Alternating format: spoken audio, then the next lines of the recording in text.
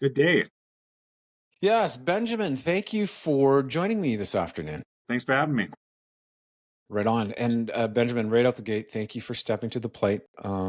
This is it's a big deal. No doubt you had to ask your family members to see if they're on board with you taking a run at council. But we do appreciate people that are stepping up. I believe we have 16 people Yeah. now that have. Wow.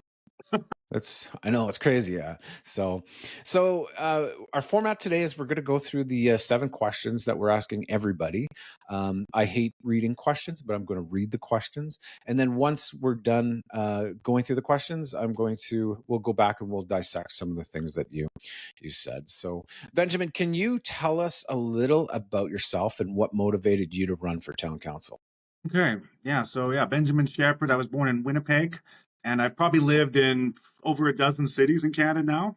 Pretty much every province, actually. For even though I'm a young guy, I understand a lot of moving in my life, and I think just my experience, my has given me quite a broad perspective on what it takes for communities to thrive. So my background is pretty diverse in itself: construction, winemaking, to management and customer service. So quite a bit there, and a lot of years in all those different groups. Through it all, I really developed a real passion for serving people, shepherds through and through. And I'm running for council mainly because I just believe in openness, accountability, and just making sure that the people in our town, the voters, the taxpayers, the residents have a strong voice, on how their town is run. That's it. So. Yeah, right on. What is your vision for Okotoks over the next 4 years, and what role do you see yourself playing in helping achieve that vision? Okay, yeah. So my vision for Okotoks is, the easy answer is that I want families to flourish, businesses to thrive and succeed, and just everyone to feel at home. But over the next 4 years, my main thing I'm going to kind of lead is I really want to bring some more direct democracy into the decision making in town. So just kind of giving residents a stronger voice, more power, whether that's polling people, referendums, whatever that looks like. And then second, I would say cutting back on unnecessary spending, and that's just aimed to reduce the tax burden on everybody. And then lastly, I would say it would be to focus in on better recreation, better infrastructure into the town, so just the locals feel like their town is for them still. So, and then yeah, mainly just my role will be to listen, represent, and just see what people would prefer first and foremost. So Right yeah. on. In your view, what are the top 2 or 3 issues facing Okotoks right now, and how would you approach them if elected? Okay. Yeah. The three for me, it's basically what I just said, but taxes, transparency, and recreation livability. So, taxes, we just need to find a way to be a bit more responsible, reduce waste, transparency. A lot of residents and people I've been talking to kind of feel like a lot of decisions are being done, behind closed doors, and they kind of want a bigger say on what happens, especially on the bigger projects, the 10, $20 million projects. They want a bigger say. So, and then livability. A lot of people really want Okotoks to keep its small town feel, and they want better spaces for them to be able to have a good family and just have a quiet neighborhood, and they not have to leave and go even further south. A lot of people, I think, including myself, kind of moved from Calgary to here because they wanted that small town, and even the Hmm. past couple of years since I've been here, it's grown quite quickly. So Hmm. yeah. Absolutely. Sorry, how long have you been in Okotoks for? I've been coming here for several years. Altogether, I'm probably only been here for about 3 years. Growth is important, but I think it should be sustainable. I actually have training in sustainable building, alternative building, that kind of stuff. So I really believe we could have a better infrastructure planning in this town. Um, Okotoks continues to face challenges around growth, housing, and infrastructure. How do you believe the town should balance development with maintaining its character and livability? Yeah, so growth is important. I really believe in sustainability. That should be the focus. And I think we need to basically focus on like a smarter development plan, emphasis on sustainable building, better infrastructure planning.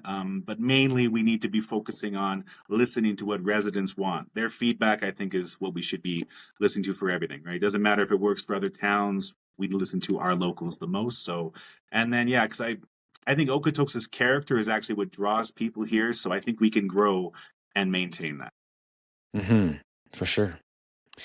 Many residents want more transparency. You've kind of already talked about that a little bit, and involvement in decision making. How would you ensure residents' voices are heard and represented at council? Okay.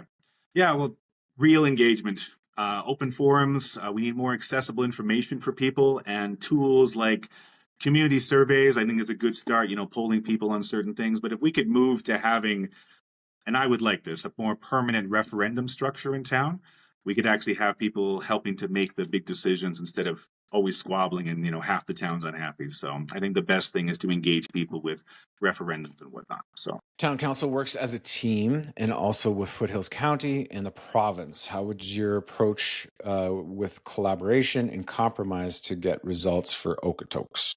okay.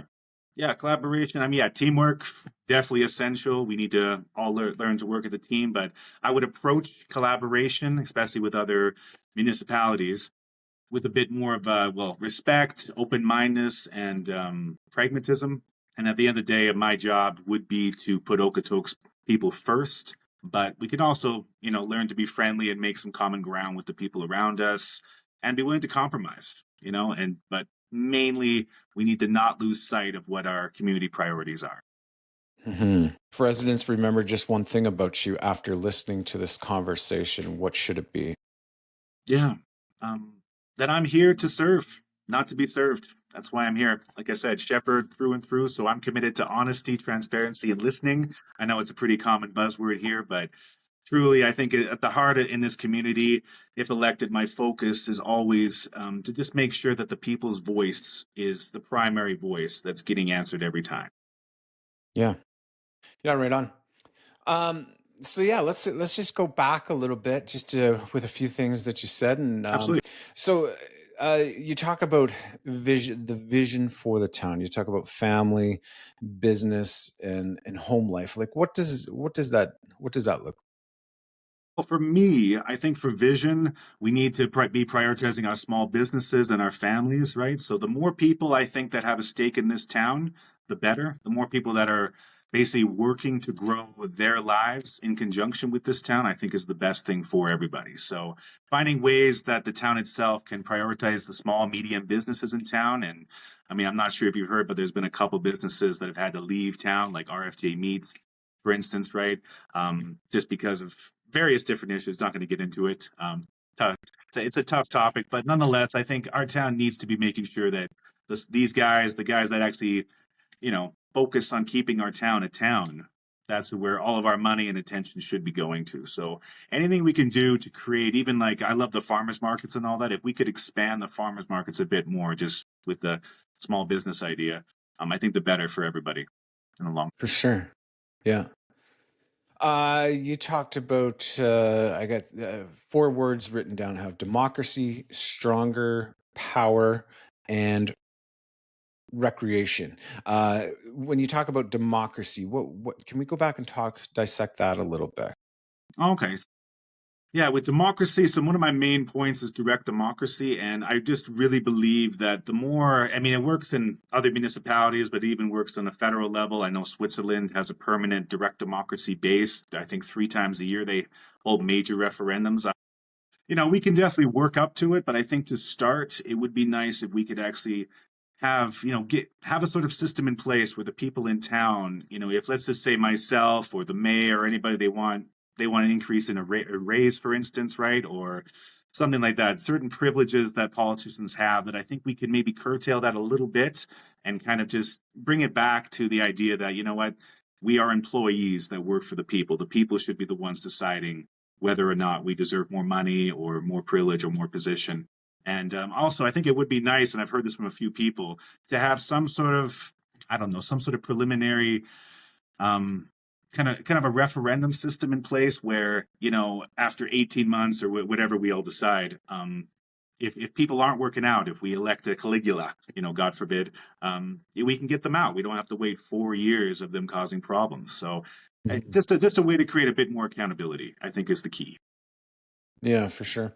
No, and I think we're certainly living in a day and an age where you call it a referendum, and that just seems like it screams like lots of money because it's going to be have to be organized and all that stuff. But uh, we're certainly living in a day and age when politicians certainly can keep their ear to the ground a little bit more through Facebook polls or whatever. Hey, what are you guys thinking about this? Yeah, it's not going to be something that you can, fight, die on the hill because 60% of people voted on Facebook, say, because you don't know who's all voting. But I think it certainly gives you an idea that, if people care about a subject or and how many people voted and all that type of stuff, because I do think that we can certainly get um, sometimes focused on the wrong issues. Like there's other issues that maybe need to be focused on, but then we get focused on the wrong things at certain times. So, I agree. um, okay, so you mentioned taxes as well.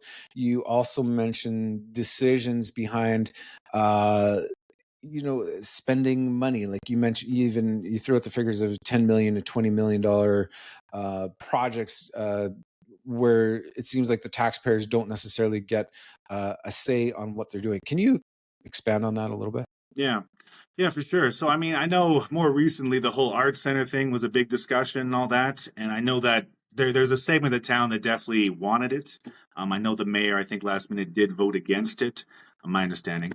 But just projects like that, where it's just like we have a major projects and some people do want it, but there's also, another two, three projects, 32nd Street, needs to expand with the roads and whatnot. There's certain projects where basically, we need to prioritize what will basically help the most people with the least amount of money, obviously, long term. So, when it Hmm. comes to the arts center, a lot of people didn't seem on board with it, but at the same time, there seems a lot of people that have been waiting for it for years. So I think we need to hold it down and figure out, okay, well, what do we want now, right? What do we want now instead of 2-3 years from now? So all these projects have been discussed, but let's get the ball rolling on one of them at least. For sure. Yeah, and I guess it's a little bit of a balancing act with town council as to what kind of things do get placed in front of people for them to decide, and what stuff goes to a study. And because it seems like sometimes there might be it might be an easy decision to make, but then sometimes it seems like through surveys and stuff that things can get delayed, right?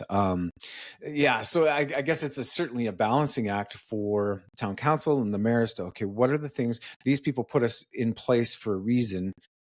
Like, is there a certain dollar figure that after, like, if we're spending X amount of dollars, 2 million plus, that needs to be taken to the people to see if the Hmm. people actually want this. But I guess, but the problem is you get a diverse group of people and you throw it out there. Like, how many people would have voted for the library to be built, right? That would have been a very contentious, right? But at the end of the day, there's a lot of people that are using the library, right? That's right. So yeah, it's such a difficult thing. So, um, in your opinion, is growth inevitable for Okotoks? Yeah, I mean, using that word, we'll say absolutely, it's inevitable. Just the way, our current positions we have on the federal, provincial level, right? It does seem that growth is inevitable. I think we can control the growth, at least, in the short term, right? So in the next 4 years, we've been doing the last, well, that's sorry, the previous 4 years, maybe 8 years, right? We've been doing things a certain way. And in terms of growth, it's like we can always just change gears a little bit, focus more on the infrastructure and taking care of the people we have here right now. And then, hey, in 4 years or whatever, if we want to go back to just expanding the population and all that, we can do that, right? It's Hmm. growth. We can always push it back a little bit, but yeah, in a sense, it is somewhat inevitable. Do you think town council can slow the growth? I think we can make policies and we can advocate to refocus where our funds go. And I think in that way, some growth could definitely be controlled. But I think other growth, like you say, it is inevitable. Like we do need more roads. We do need more recreation, more hockey rinks, more swimming pools. Like that's just kind of inevitable growth, right? Because as the people come, we Hmm. have to do that to catch up. And I think that's where we are right now. We're kind of in the place where it's time to play catch up a little bit. Let's take care of the people we got here and then, hey, 4 years from now, if it's time to bring in another 10, 20,000 people, let's discuss it then. In the meantime, people want, like I said, swimming pools, better recreation, better infrastructure. So let's get that done. Hmm. Yeah, you mentioned that there's a lot of people that left Calgary to move here. Why? What was it? What's driving people from Calgary to live here? Well, I mean, there's a lot of reasons why why they leave Calgary. Number one, I think, is people don't feel safe in Calgary anymore. You know, especially in certain areas. I know some people that left the Northeast; they just didn't feel safe there anymore. Hmm. Myself, at the bottom line, I just had a better opportunity. I want to have a family with my wife, and we want a safe place. And the moment we got here a couple years ago, right? First thing actually that came to mind was that just watching kids, young kids riding their bikes, and it's like Hmm. I can't remember the last time I saw that in Calgary. Right. It's like Yeah. we want a neighborhood that's safe again, right? Like I mean, I come from the '90s when we all kept our doors open, but it doesn't seem like we do that anymore. Yeah.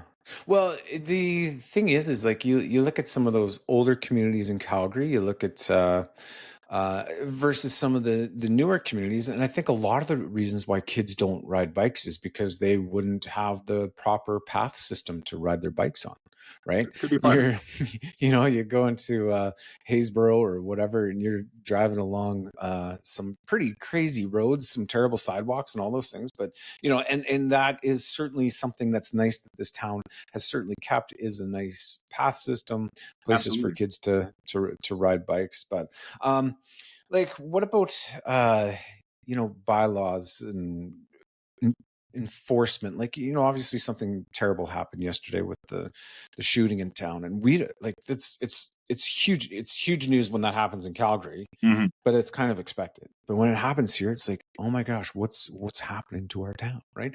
I know there was a shooting maybe a year and a half, 2 years ago, uh, in North Calgary as well. Like, what's what's your stance on crime and bylaws? And we have bylaw officers, we have peace officers, we have the RCMP.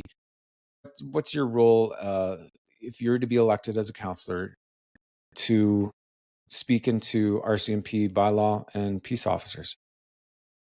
I'm I would say I'm more of a tough on crime guy. I mean, certain things for sure. We got to make sure we have zero tolerance. Like we don't want, like you said, right? It's like almost expected in Calgary, right? And I think we need to basically prioritize the idea that we don't ever want to say that about Okotoks. Oh, it's Okotoks. It's expected to happen every now and then. It's like no, no. That means we failed, right? Calgary, it's failed, right? Is haven't been Hmm. doing it properly. So yeah, I think talking with the RCMP peace officers, like definitely zero tolerance with certain things. Obviously, for more minor crimes and all that, we try to be reasonable with our neighbors, right? Love thy neighbor as much as possible. But Hmm. yeah, when it comes to speeding and all that stuff, I mean, let's be a bit more reasonable, I think. But when it comes to aggressive crimes like violence and whatnot, property damage, yeah, zero tolerance. Hmm. For sure. Yeah, no, it's we're certainly experiencing some growing pains, and I do think that we look at um, how like it seems like we always come back to the north part of town, and that's unfortunately it's a part that everybody always has to drive past to see it, and we're like, oh my gosh, because I've talked about it before with other guests. I can't stand Seaton in Calgary. Like it's just too jam packed, and there's too much going on. There's stores, and there's living in high density, and starting to hear the word high density, affordable living. Like, what does that mean to you when we talk about affordable living in Hmm. Okotoks? What does that look like? Yeah, affordable living. Yeah, well, I have talked with a bunch of the youth in town, and also, some immigrants that have come in, and a lot of people that they would like to live here in town. But yeah, that's a huge factor is they just can't afford anything, right? It's in a lot of places, it's almost as expensive in Okotoks as anywhere else in Calgary, right? So just trying to find ways that we can invite people that might not be in a certain tax bracket, but still allow them to come down here and become part of our town to help grow it. So I think Hmm. that's what lower income housing kind of looks like, just finding ways, and also for the youth, as I was saying, to kind of keep the younger folks here, because there's a lot that I've talked to, and they would like to be able to stay close to their families and build a career and get some jobs here, but they get a job here, but then they can't leave home, right? And they kind of want to leave home. So just trying to find ways that people can actually grow in this town, in all kind of, like I said, all different tax brackets.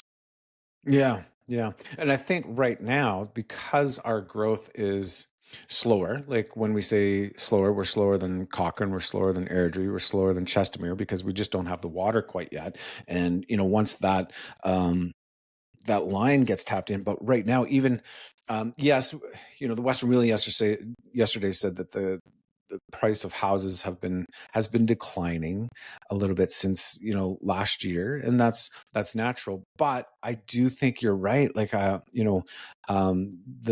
the value of homes in Okotoks is staying high because demand. People want to be living here. It is safe. It is beautiful. Like you look at, I always come back to the community of Drake Landing. What a beautiful community. Yeah, Even in Cimarron, all the different pathways that lead you down to the river, like lovely. beautiful.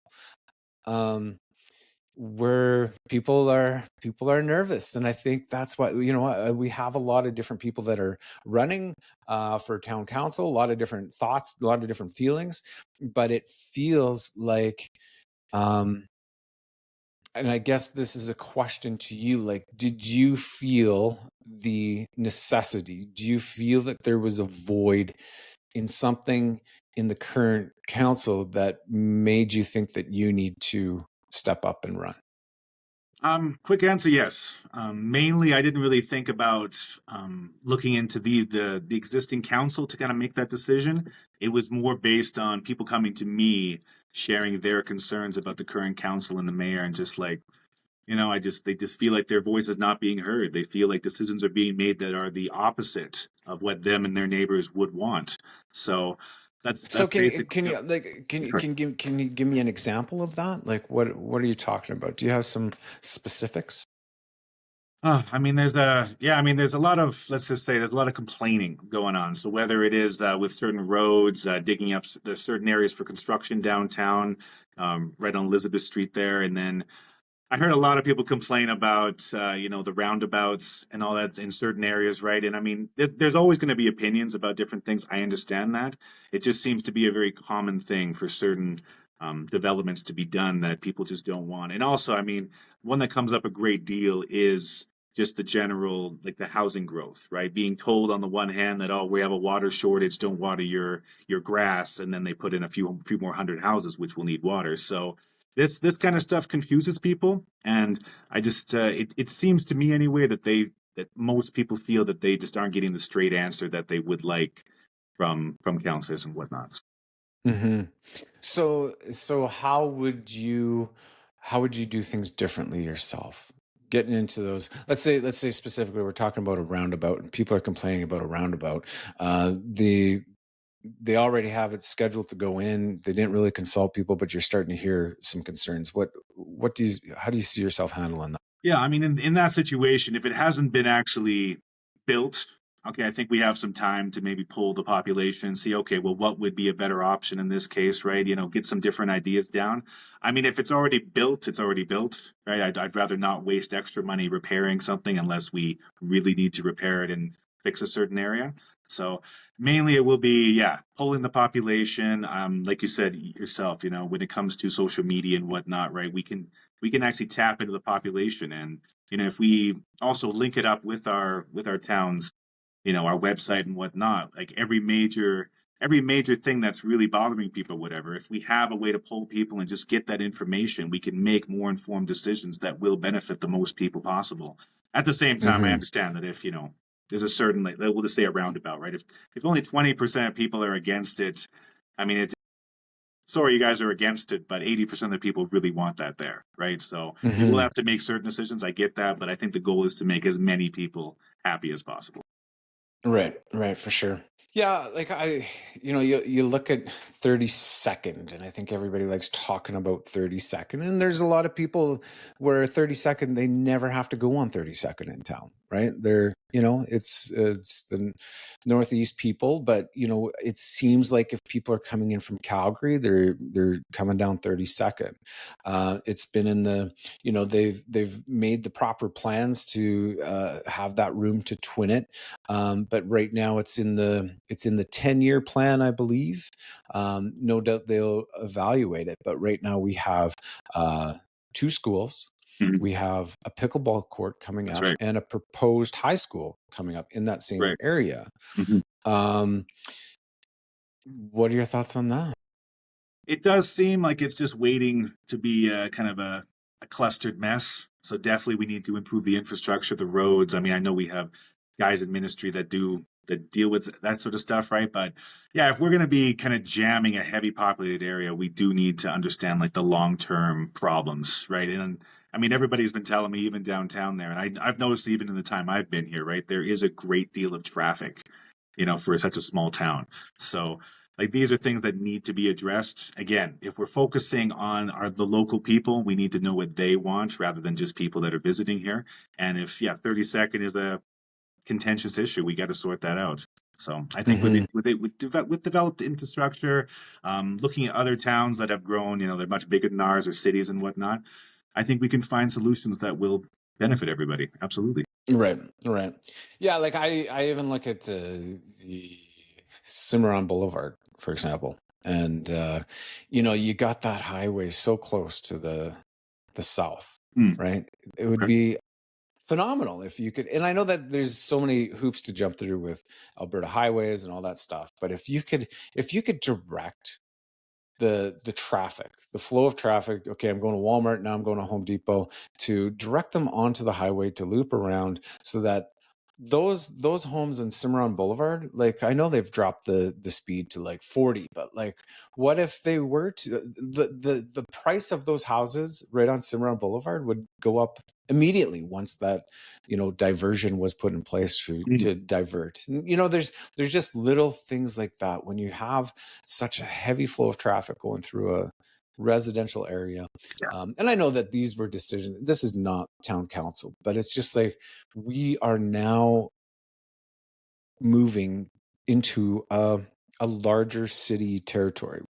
We're a small size city, mhm. but we are projected to be 100,000.